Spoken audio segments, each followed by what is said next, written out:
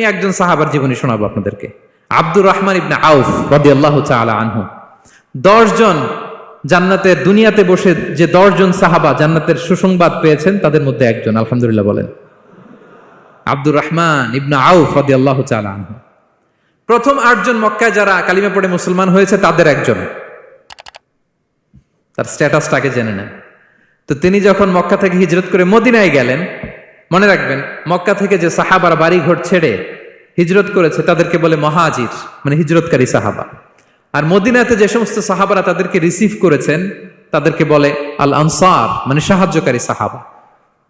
তো যারাই হিজরত করে মক্কা থেকে মদিনায় যেত, বিষ্ণু ইসা ইসলাম মদিনার কোন সাহাবীর সাথে তার ভাই পাতিয়ে দিতেন, আল মুআখাত, ব্রাদারহুড করে দিতেন, দায়িত্ব দিতেন যে তুমি এই সাহাবীকে দেখবে। তো আব্দুর রহমান ইবনে আউফ রাদিয়াল্লাহু তাআলা আনহু যখন হিজরত করে গেলেন, তার দেখভাল করার জন্য যে সাহাবীর দায়িত্ব পড়ল তার নাম হচ্ছে সাআদ ইবনে রাবিয়া, আনসারী সাহাবী রাদিয়াল্লাহু তাআলা আনহু। বিষ্ণু বললেন, সাআদ, আব্দুর রহমান ইবনে আউফ তোমার ভাই, ভাই বানিয়ে দিলেন। কি বানিয়ে দিলেন? তুমি তাকে টেক কেয়ার করবে, সে হবে তোমার মেহমান। সুবহানাল্লাহ। সাআদ ইবনে রাবিয়া রাদিয়াল্লাহু তাআলা আনহু তিনি আব্দুর রহমান ইবনে আউফকে ডেকে নিয়ে গেলেন, ঘরে নিয়ে গেলেন মেহমানকে, এবং বললেন, ইয়া সাআদ ইন্নী আকসারুল আনসারি মালান। হে সাআদ, তুমি চিন্তা করো না, তুমি মনে করো না যে তোমার ভরণ পোষণ দিতে আমার কষ্ট হবে। আমি মদিনার সবচাইতে বড় বিজনেস ম্যাগনেট, সবচাইতে বড় বিজনেস ম্যাগনেট আমি। No tension, don't worry about it. Tension নিও না, আসো, তোমার জন্য আমার কি প্রপোজাল শোনো। ফাআকসিমু লাকা নিসফা মালি, আমার যত সম্পদ আছে আমি অর্ধেক তোমার দিয়ে দিব। সুবহানাল্লাহ। এত আসতে আপনার বাড়িতে কেউ মেহমান হলে করতে পারবেন এরকম? আল্লাহ, কেমন প্রেরণার বাতিঘর তারা।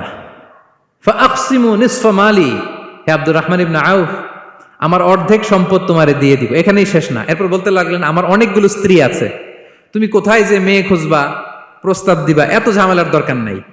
আমার কোন স্ত্রীকে তোমার ভালো লাগে বলো, তার যদি তোমাকে ভালো লাগে তাহলে প্রয়োজনে তাকে আমি ডিভোর্স দিয়ে দিব, তাকে নিয়ে তুমি সুখের সংসার করবা। আল্লাহু আকবার, আল্লাহু আকবার। অর্ধেক সম্পদ দিয়ে দিব, আমার একাধিক স্ত্রী আছে, কাউকে যদি তোমার পছন্দ হয় এবং সেও যদি তোমাকে পছন্দ করে প্রয়োজনে তাকে ডিভোর্স দিব। New life, new career, just go on. আমরা এই সুযোগ পেলে কি করতাম? সাথে সাথে অর্ধেক সম্পদ নিয়ে নিতাম, ঠিক কিনা? আব্দুর রহমান ইবনে আউফ প্রেরণার বাতিঘর। উনি কি করলেন? উনি বললেন, লা হাজাতা লি ফি যালিক, আমার ভাই তুমি যে বলছো, এ সাআদ ইবনে রাবি, তুমি যে এত চমৎকার প্রপোজাল দিয়েছো, এতেই আমি খুশি, তোমার কোনো কিছুর আমার দরকার নাই। বারাকাল্লাহু লাকা ফি আহলিকা ওয়া মালিক, আল্লাহ তোমার সম্পদে বরকত দেখ, আল্লাহ তোমার পরিবারেও বরকত দেখ। তবে একটা কষ্ট করতে হবে, সেটা কি? আব্দুর রহমান ইবনে আউফ বললেন, দুল্লানি ইলা সুক, just show me the way to market. মদিনার বাজারটা কোথায় এটা একটু দেখায় দাও। আমি নতুন মানুষ, পথঘাট চিনি না। দুল্লানি ইলা সুক, just show me the way to market of Medina. মদিনার বাজারটা কোন রাস্তা একটু দেখায় দাও। আল্লাহু আকবার। সাআদ ইবনে রাবি বললেন, এই তো মদিনার বাজার। উনি যে কিছু ঘি কিনলেন, পনির কিনলেন, কিনে বিক্রি করলেন, প্রফিট করলেন। ওই প্রফিট দিয়ে আরো বেশি করে কিনলেন, আবার বিক্রি করলেন, প্রফিট, আবার বিক্রি করলেন, প্রফিট। এই কেনা বেচা করতে করতে 1-2 মাসের মধ্যে উনি মদিনার one of the biggest business magnate হয়ে গেলেন। আল্লাহু আকবার। কি হাড় ভাঙ্গা পরিশ্রমই না তারা করেছেন।